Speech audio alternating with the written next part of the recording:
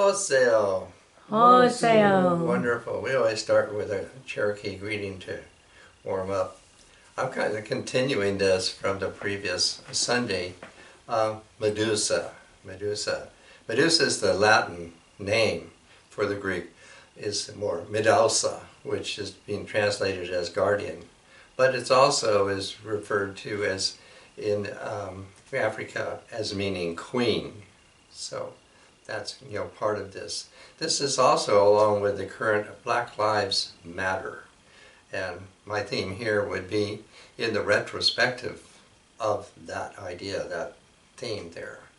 And also want to say, I want to honor the very late Gina Dickinson. Her birthday is coming up this month, and her support for Coyote Talks, and she had her own personal secret in this theme. And also I want to mention Melanie Lococo, who had a personality of Nefertiti. So that's to help me along here a little bit. Speaking of the Greek gods, the Greek gods are phantoms. They're scapegoats. At best, they're carrying concepts, when they are concepts, but they're mostly fall guys. Like say the mob that raided the White House Capitol. Well, Zeus did that. Zeus put them up to that. And here very recently we have learned 100 years ago in Tulsa, Oklahoma, a African American community was destroyed. Heracles did that. That's who did that. And so now you're getting a little taste of what the Greeks really did, who they really are. So you have these characters, and these characters, actually act like camouflage, and so forth. Heracles is credited with wiping out or destroying, the population of North Africa, and Perseus is credited with destroying the principal shrine in Libya of the African religion and murdering the high priestess, so named Medusa. And so that's how it goes. Behind those things, there is a really terrible story. In other words, we get all, the top half of the glory of what was Greek, and certainly we have stemmed from there. We've inherited a democracy and ideals of personal liberty and values. But there's a dark underside there, and that's something of what I'm referring to in this. And I want to start off here with a poem written by Claudia Pocock, who is behind the camera there. Ebony Memories. In those days, thrones were easy to come by. Mountain peaks, the back of trucks, stream bed, boulders, roofs of houses, someone's shoulders. I went from neighing as Black Beauty to the Queen of Sheba calling for servants, my throne, the trunk of an old maple. Back then, I chose to be black. My queendom surrounded our family's first home. All 6 of us lived in a trailer. I was 9 and trying to sing like Billie Holiday. Outdoors so much so that someone was always pulling leaves, branches, and spiders out of my wavy, dark hair. Now I imagine a mitochondrial Eve, feel the ancestral tug of an Ethiopian mother, as if I can hear her singing over that ancient land at Hadar, where Lucy's skeletal remains were found, and back into a future with fresh eyes. Very, very good. So my interest, even an imperative I could say, is also dedicated, if I could say dedicated, but it's even more than that, to women at large. In the Ramayana, that Hindu epic, where Sita was kidnapped by the bad guy, Rama declared, "I want to set it straight so that all women can be free." So that's what I'm doing. That's what this is for, so that women everywhere will be liberated, and so women can regain her lost liberties. And we're going to start right off with mention Delphi, the oracle in Greece. It was also called Bethia. And can you go over here to my illustration there? Since this in Claudia's poem, thinking of where was that? Ethiopia. Delphi, the oracle, was founded by Ethiopians during the time of their dynasty in Egypt, maybe in the 8th century BC. And the oracle, or Bethia, is a black Ethiopian. In those times, what is also called Nubia or Kush.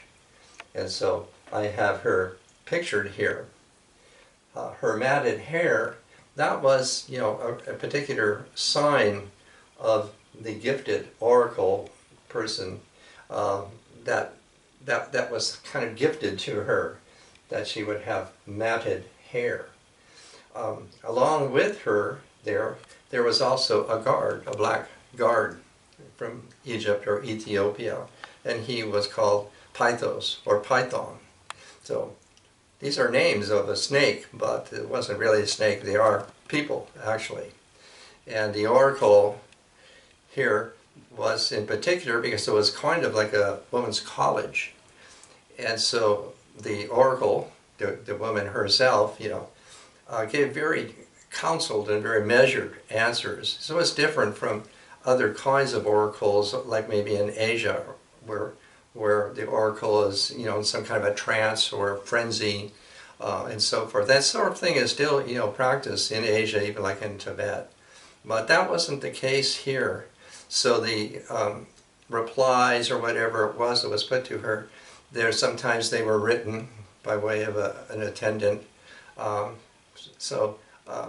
She's educated. She's educated, and she's giving educated replies. But the main thing here is to recognize that it is founded by Ethiopians, and she is an Ethiopian, and her guard is Ethiopian, planning to do that. And so here, let me show you this figure here. This figure here, as a statue, is a carving. This is a Dogon. The Dogon live almost up into northwest Africa. They're very, very ancient people. And this figure here is the ancestral mother. We would say that she's Eve. And she is somehow bringing about her offspring, apparently a daughter. There, she's drawing her up there. And this figure, it's quite old. It was found in a cave there. That's evidently where she was living. And the conical hat there, this is, definitely something that's current. There still is a culture in Africa that still maintains and reflects an earlier culture up there in North Africa on the Mediterranean. And you see that this conical hat was also reported the way the people that are called the Amazon, these women, wore conical hats. This one is totally figured with cowrie shells, which obviously symbolizes, the female yoni. And also because the head, the Orisha, is, the place of intelligence. In the oracle, the women who became the Bethia like that, their imperative was self-knowledge. So self-knowledge, really was the foundation. And even reportedly, and so famous, one of her dictums would be, know thyself. So for that women would practice, these women would practice, a form of self-hypnosis and hypnagogic reveries and dreams, those kind of things in order to find their own path of knowledge. And since we know all of this in one way or another, it's all come down to us now in this time, it can be regained, it can be retraced, and that is something of what I'm doing here. The theme with Medusa that I started last week, the standard story about it is that Perseus is the son of Zeus, and he was commissioned by Athena to knock off this priestess, who is immortal, by the way. Medusa is not a goddess, she's a woman. And once Perseus here is commissioned her to kill her and decapitate her.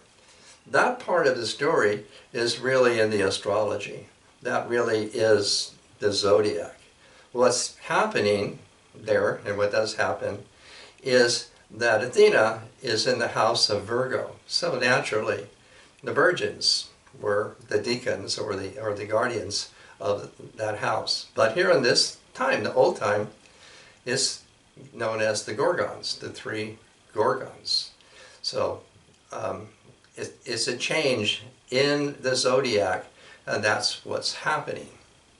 Of course, other questions are coming up to it, because, well, that's a good story, and it does hold, but it's also a camouflage. It's also a camouflage to something else that has happened. What you have is marauding Greeks. That's who they are, and they're tromping all over the place. And whether they say they're doing this in the name of Perseus or doing it in the name of Zeus or whoever it is men who are doing it, however. And also because this part of North Africa that stems all the way to the very northwest, where you would go to have the Rock of Gibraltar, in the early times called the Pillars of Hercules. And that's in the house of Pisces, and Pisces is opposite of Virgo. So, and this projection is centered on the Oman oasis that's kind of west of the Nile. It's at least on the border of Libya in the ancient times there. So that's part of this. So you get the idea how that these things are kind of merged or fused together. But as Perseus did destroy the principal shrine of the African religion in Libya, he also murdered the high priestess for no other reason than he was commissioned to do so. Later, Hercules is credited with extinguishing the population there. So begin to see this and how all this was projected. Now Poseidon, he's also evidently an African, because he's always figured as either dark or black. But his main thing he is famous for is bringing the horses from Libya into Peloponnese, Greece. Whose horses are those? They're the horses of these people there that we're calling, through the Greek name, the Amazon. Their name is really the Amici. That means, the mother's daughters. They're a matriarchal people. They're famous. They're very, very famous. We know about the war in Troy because Homer told us about it. He told us about the terrible things these Mycenaean Greek warriors did to people, including women. And the war against women with the Greeks never ended. It never stopped. While they have goddesses, a woman's lot before the law was nil. She didn't have any favors. She was minimized more and more and more and more. So then, that's the kind of situation. So we have seen other things in our time there's the war in Vietnam or Afghanistan or whatever it is. It's even been said, the assault there in Afghanistan, it'll be 50 years before we know what our command did over there. So that's what you've had there in the Mediterranean. You've had this situation that's been practically ignored. I mean, there were temples, there are monuments. They're all ignored. They're all ignored. The only hint we get is Athena, admittedly, is from Libya. She's from this great lake there. It's called Lake Triton or Tritonus, like that. So that's at least allowed. That's admitted. Libya itself, now all of North Africa to the Greeks was called Libya, and that was actually the Greek form of Lamia. Lamia, very similar, almost just like the original Athena, Tritonia, is some kind of a creature, usually figured as a snake goddess. And so she's somebody principal there, a divinity, can we say, and somehow these women of Libya, that they referred to her. Exactly what the African name for the queen, Medusa, is like a title. So exactly what her name was, I can't say that we exactly know, other than it's being inferred that at the same time it does mean queen. So like that. So most of the real story of Libya and the marauding Greeks has been sort of camouflaged, covered over. And that has something to do with whatever was in the underbelly of what this society has inherited from what we're calling ancient Greece. Definitely something, to think about. Look under the cover, I would say, and hold your breath. So definitely that's something we have going here.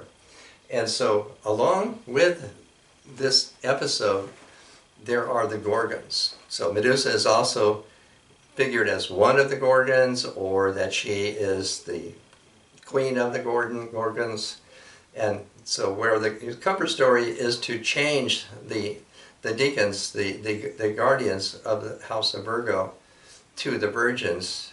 Why are you getting rid of the Gorgons? Who are the Gorgons? Well, the Mediterranean Sea in the ancient woman's culture is her uterus, her watery uterus.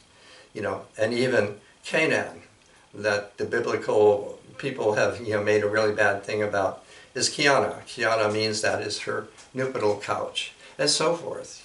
Even Helen of Troy, in the company of Paris, definitely made a circuit of all the eastern Mediterranean sites and islands to rekindle her shrines, for instance.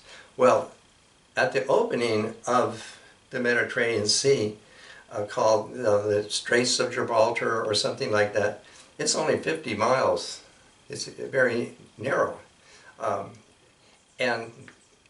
So it's made this Mediterranean Sea like a giant lake. I mean, the water is different, the things that live in the water are different, and everything. So the guardians there is an island called Cadiz. In ancient time, Erythea, meaning the Red Island. That's where the Gorgons and Medusa are. Now, interesting thing here, I told you last week, that many of these people here that English Americans have called Indians, and now Native Americans, have come from there. The people that we know in Arizona, the Yakima, known as the Pima, their language has come from Cadiz. They have an Arabic form of language that shows that they've come from there. And that's another thing.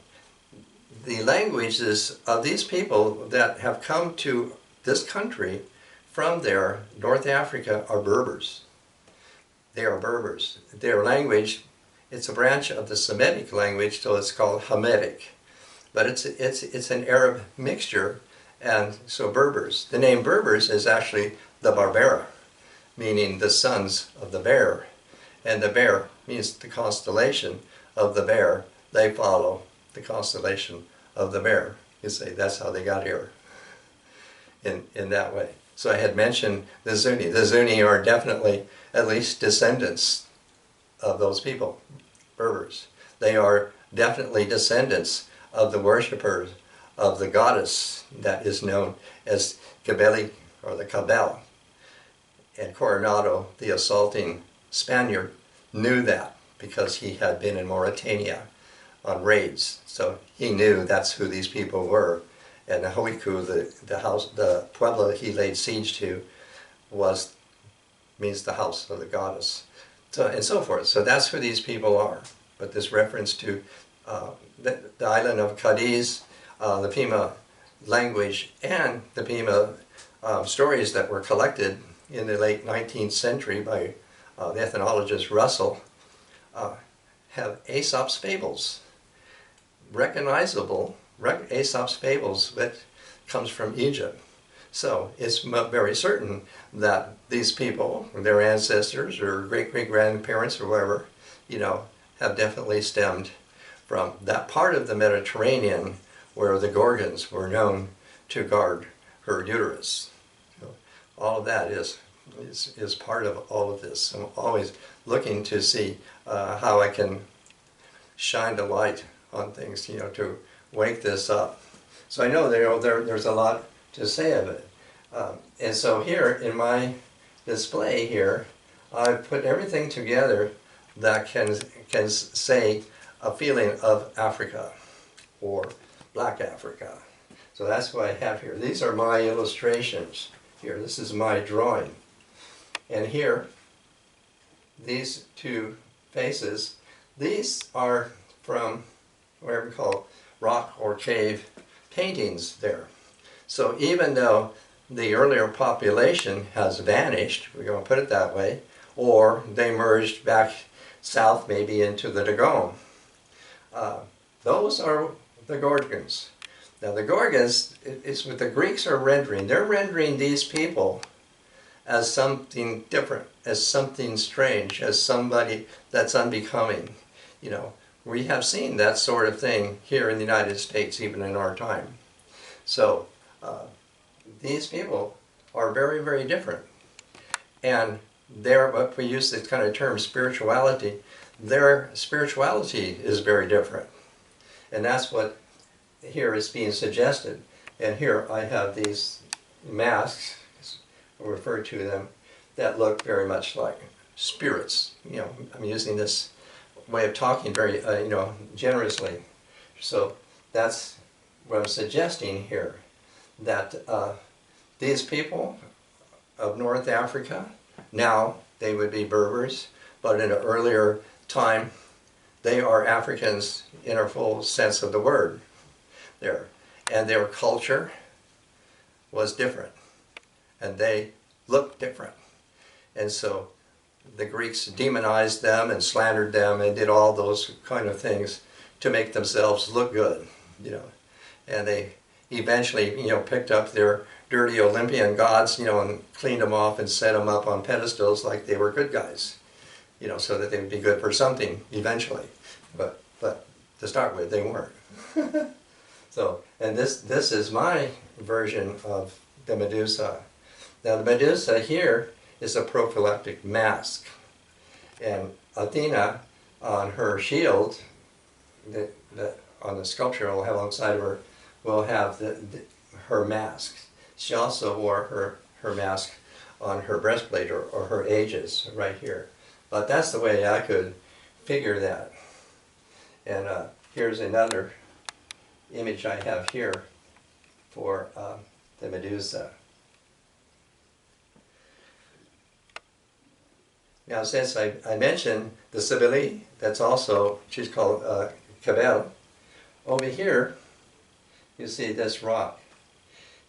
All of the deities, if I can put it that way, were all referred to in some way in terms of rocks. And different kinds or different shapes or whatever they were. So this one, I've made this as a replica because she has been known as a black rock, and this black rock was very famous. And in front of it I have an actual artifact this is, a tiny altar of the head of Medusa that is 2,000 years old. To get a close-up of that. So we can put those, together there so that we can really see something referring to this ancient time and these ancient people.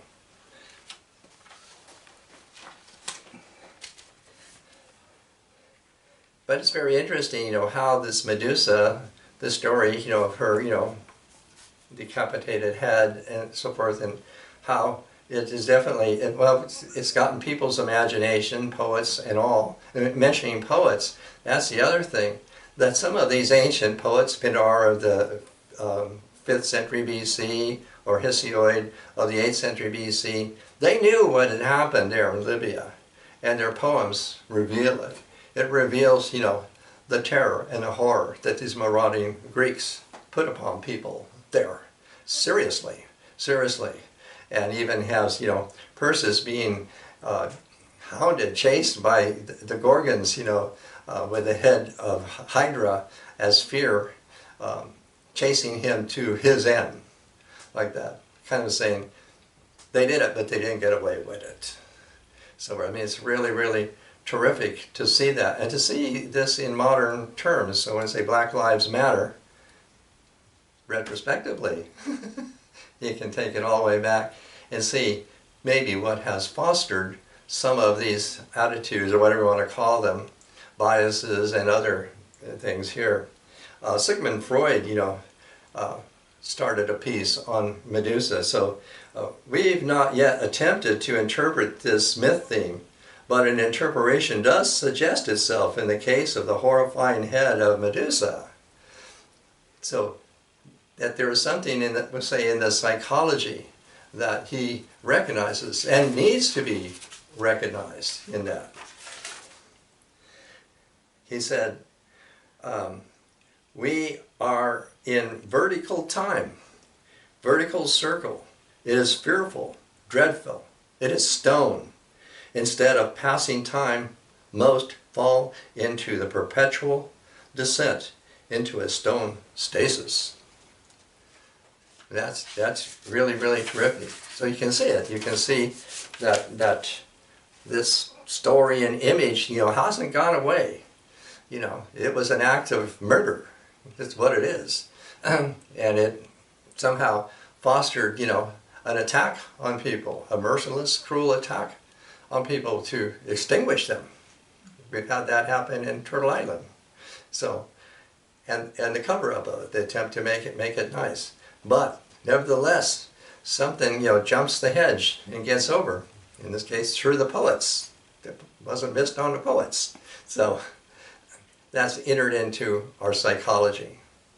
After all, Freud and Jung, they're pioneer psychologists, and so they're grappling a Valken there, and so they're beginning to see that this is a very serious feature of our psyche or psychology. These things, and we need to know what it is, because Medusa is every woman in the world, and her terror and her suffering needs to be reckoned with for real, and the whole thing. And right now, it seems that we at least have some way for that. Black Lives Matter is being taken seriously by a lot of people, maybe for the first time. So all that's very much in our consideration. And also, along with it, with this whole idea of, if you see the Medusa or the Gorgons, you will be paralyzed, you will be turned to stone. So I'm also suggesting, with these very strange visages, again, even though the people have vanished, we would say, they left a lot of evidence on the rocks and in the caves that I've made myself familiar with. So we're also referring to a spirituality that is so different from the Greeks, so different from Europe there, that maybe the encounter could have a paralyzing effect on a person. fear and dread and things like that is what Freud is suggesting in that. So that's what we have in all of this.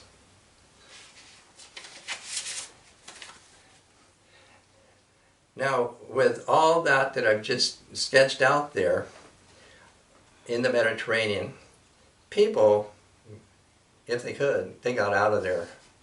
They got out of there and they came over here. Like I just mentioned, it's absolutely certain to me that the people called Zuni, the Ashui, are definitely Berbers from Libya. Okay, totally. And another people out here, the Americans have called the Kuya, the Muluwita, who they've removed from the Salton Sea. Those people are also speaking Libyan language and so forth. The Hopi definitely are another people. They're from, I don't know if they would be Berbers, but they're from the eastern delta overlooking the Sinai. That's known because they have what they call in the chromosome count the black factor, and that black factor is from the Nile. And their culture that has turned into a Kachina culture is obviously Egyptian. So they're very similar to Egyptians, so maybe not in Libya. But other people over there in New Mexico, I have seen on rocks, engravings, we call them petroglyphs, that certainly have come from that world.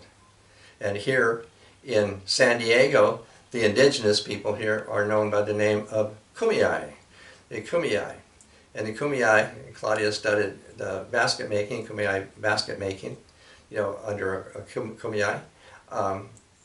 They use the juncus grass. Only in the eastern Mediterranean is juncus grass used for basket making, coil basket making. The coil basket making that appeared in the Southwest and in Mexico has come from the Mediterranean, and I've showed before the examples of Moroccans making baskets that look practically indistinguishable from Hopi baskets, coil baskets. So we have all of that, and now we come to the second part of my feature, and that's Califia. So with this idea that people, one way or the other, or sometime or other, stemmed from the Mediterranean countries and are here, and they've been here all the time. So to start that off, this is from my chapbook, California Highway 1 Turquoise Blues. This was about 40 years ago.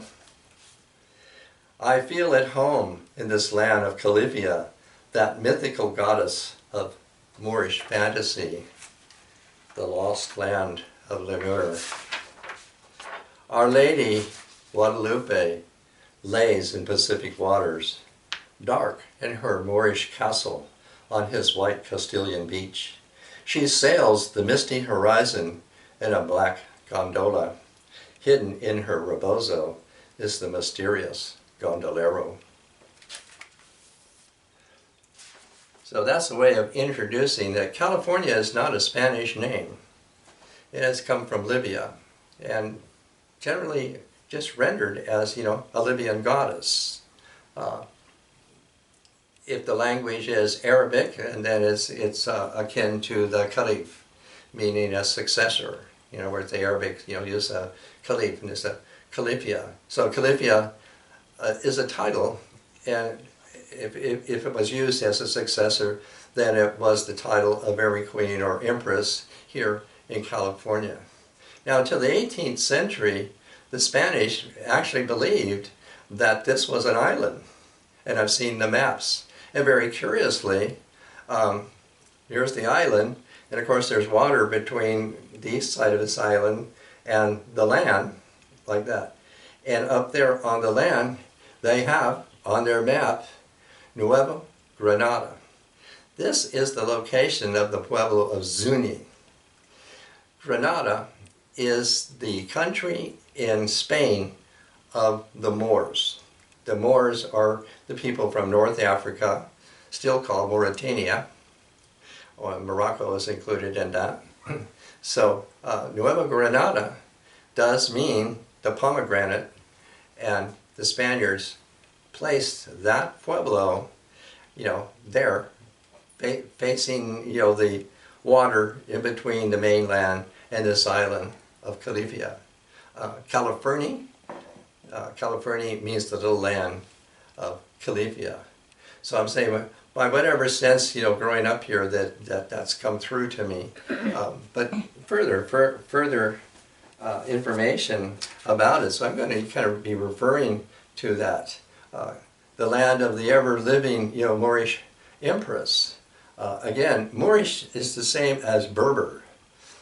We call him Moorish and Berbers are all the same time, the same people.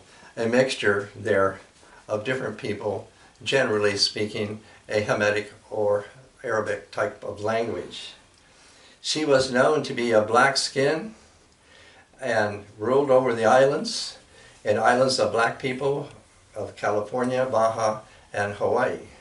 In our recent trip of Hawaii, I also found Egyptian. The Hawaiians, or the original Hawaiians, are Egyptians or Libyans. Because if you saw the movie Moana, then you certainly saw Maui, and the island named Maui. Undisputable. Maui is the Libyan name for the navigator, which is what he was. And the tikis are none other than ancestral figures, typified in Egypt.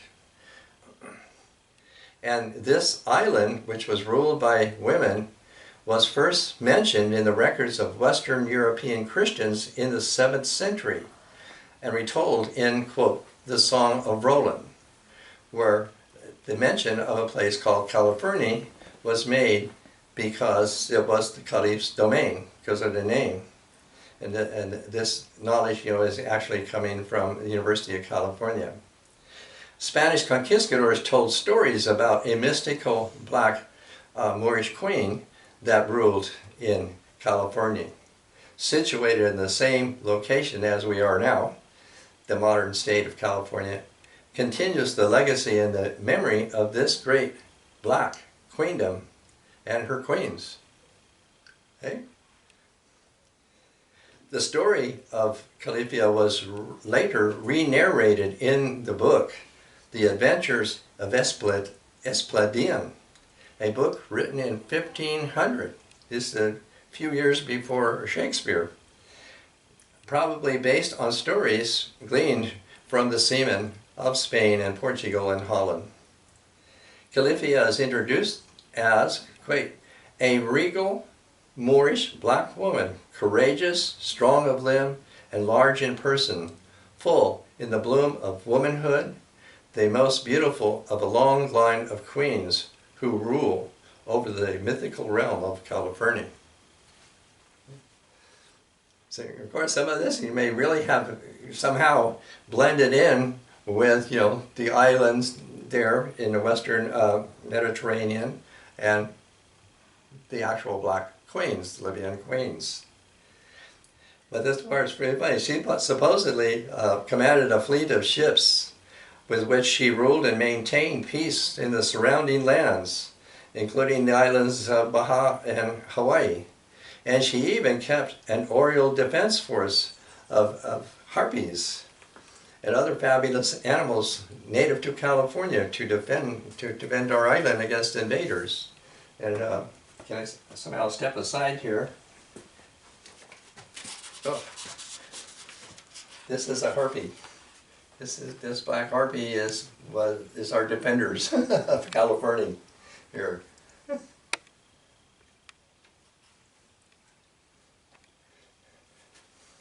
And so with that, let me go right here. This is my view of what Califia would look like, or did look like.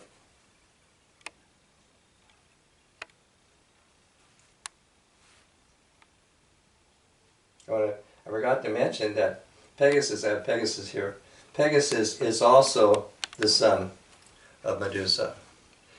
In the horrifying story, he's born out of her neck after her murderer cuts her head off, and he spouts out. But that's the Greek story. Otherwise, he is the son of her.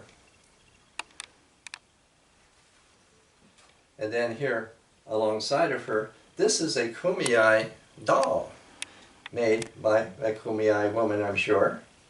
And her thick hair and her dark complexion would seem to suggest that the story we're hearing here has some real basis to it.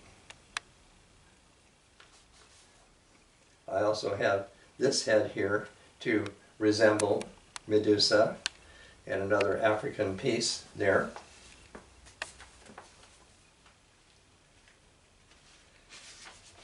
On with the story. She was so powerful she could project her imperial power over the seas of the Mediterranean at will. The book, the Esplanadian, narrates that Califia maintained cultural and trading contacts with the Moors of Africa.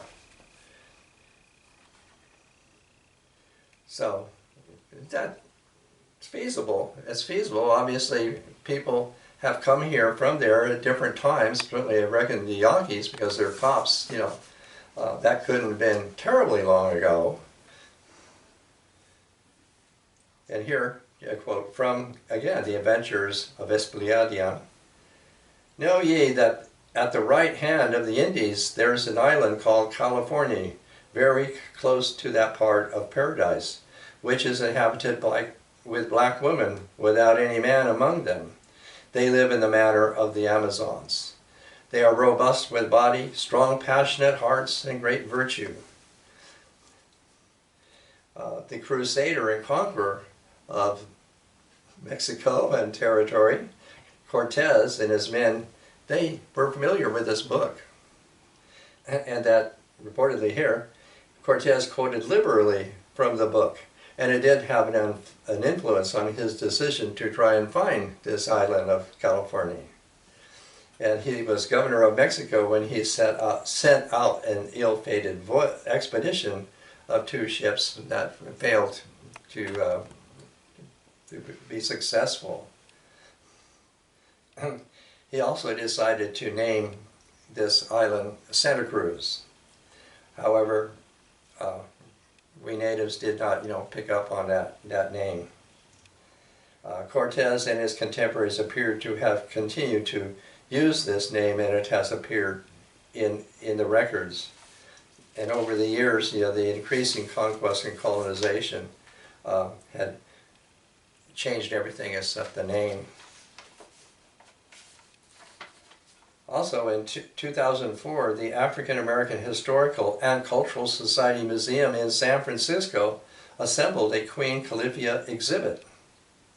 So this featured, has all kinds of names here, of artists, and their interpretations of this story. So it goes on to say Califia is a part of California history. And it says that Cortez had 300 black people with him. And throughout the whole Spanish-Mexican War, 40% of the population was black. And so forth. It just goes on with a lot of evidence of that black people, as we're referring to them, have been here all along, or for a long time. The destruction of the community, African community in Tulsa, is also a backhanded way of saying that such a community existed here on the northern part of the border. South of the border in Mexico, since I did studies in Mexico, there is also, or had been, real African communities, and very notable, and I think around Oaxaca, and intermarried with people there because the people there are characteristically have very curly hair, since I know somebody from there. And the architecture of using African-style buildings and so forth. Also in South America, was at Paraguay or there on the northeast part of South America, there were outright African communities made of people who had escaped from the slave ships and set them up. And this has been documented and televised as American black people try to go there to, get reorientated or find their roots. like that, but they have maintained something. Also, we know in Mexican history, these huge heads, called the Olmec heads, appear to look very much like West Africans, and perhaps they are, because it does seem, at least plausible, that these people coming from the Mediterranean, we'll call them Libyans here, did know how to get here. And it is suggested very much that Columbus, definitely had such people on his ship to find his way over here. So we can have all of that. And I'm going to kind of carry that up to this point from Michael McClure, called Fragments of Perseus, like that. And just to mention, McClure passed away not too long ago, and I had the privilege or something like that to be one of his students in college. And I just think that he was something like one of the greatest poets of our time, or something like that. So this is Fragments to Perseus. Medusa, I search for you in dreams, inside of dreams. You are the horror of my mind, blown up within my body and made into flesh. Making love, I, to you, was like drinking cold water. I placed the butchered deer in his skin upon the floor. He is my friend, he is my brother, though I killed him. Ice snaps from his pelt and turns to water on the stone floor. I saw a lion in the snow, also an eagle soared over the cliffs above the river. The image of your face is out there, frozen in the ice like a tiny sculpture, where the water melts at the snowbank's base. The wet snow that would be your hair is in ripples like moving snakes. It is beautiful, and my stomach clenches. When Zeus fell upon my mother in a shower of gold, I was conceived. Can that be true? And you, snake hair, imprisoned in not remembering, my muscles become pained, perfect memory. A deer upon the stone floor, a lion playing in the snow. Life is a remembrance of the inert that's taken to dancing.